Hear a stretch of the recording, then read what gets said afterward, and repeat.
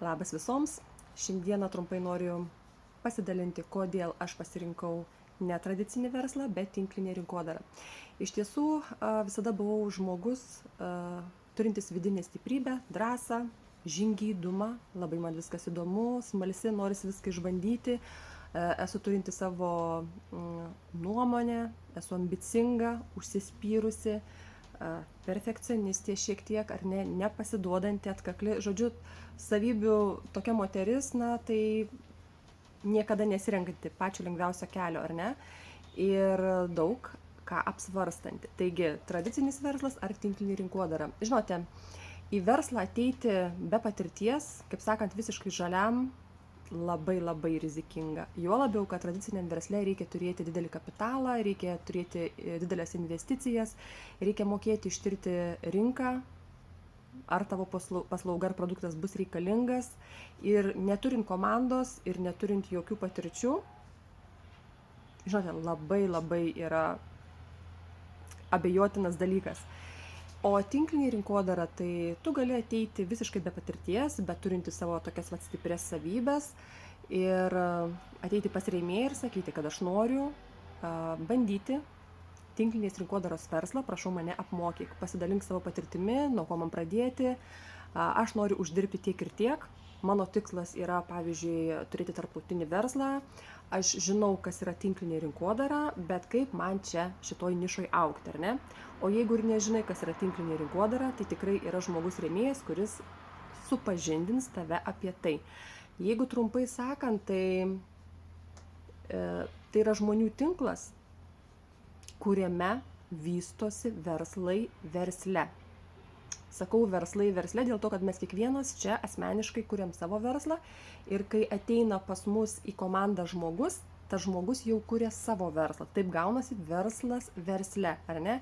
Ir daug tokių, kiekvienas žmogus kuria savo verslą, turi savo viziją, savo tikslą, savo auditoriją, gali dirbti, pavyzdžiui, su skirtingais produktais, gali iš vis neužsiimti pardavimais, bet rekrutinguoti žmonės, reiškia parodyti žmonėms, kokią naudą jie gali turėti tinkliniai rinkodarai, būtent čiogant, pavyzdžiui, kompanijoje, ar ne, kokia nauda bus tau, jeigu tu ateisi į šią nišą, kokią tu kaip vartotojas, kaip naudotojas, kokią tu naudą turėsi, ar ne, elementariai tu pirksi produktus iki 50% nuolaidą tiesiai iš Italijos, ar ne, tu jau sutaupai savo šeimos biudžetą, tu gauni inovatyvų produktą, tu gauni paslaugą, apie tą produktą parodo, ar ne, nes dažniausiai tokie produktai, jie vis tiek yra ne lentynų produktai, tai yra daugiafunkciniai produktai, kuriuos tu gali jų panaudojimą pritaikyti daugeliui atveju, jeigu, pavyzdžiui, imi tu buitinius valiklius, ar ne, arba tu imi eterinius aliejus, jų panaudojimas taip pat yra platus ir daugelį kitų produktų.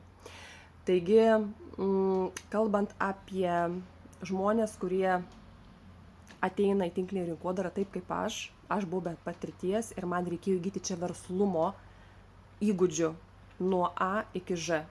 Man reikėjo žmogaus, kuris neatlygintinai mane mokys savo patirties.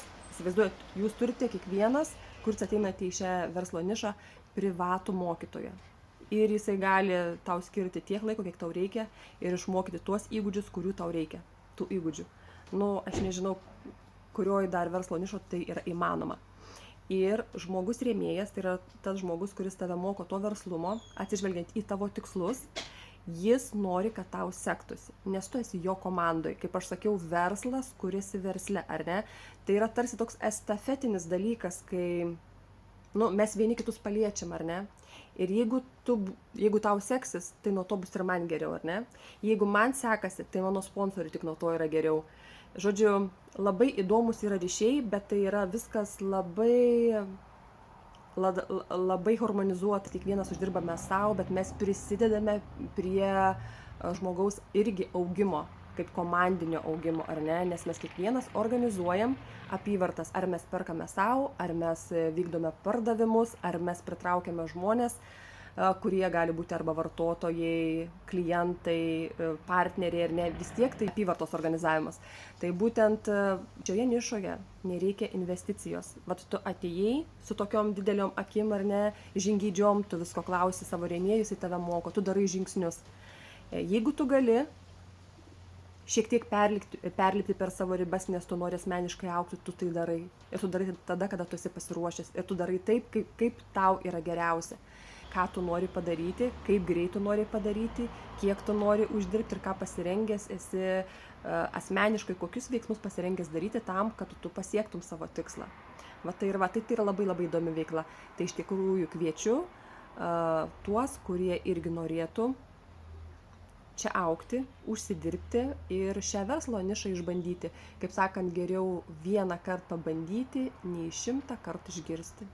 Tai irgi linkiu visada patirti patiems, viską patikrinti patiems ir tada turėti savo asmeninę nuomonę. O tinklinė rinkodara esu jau, man atrodo, 8 ar 9 metai eina ir žinote, aš vis dar čia atrandu kažko naujo ir man tai yra pati geriausia niša, kadangi čia yra labai labai daug laisvės.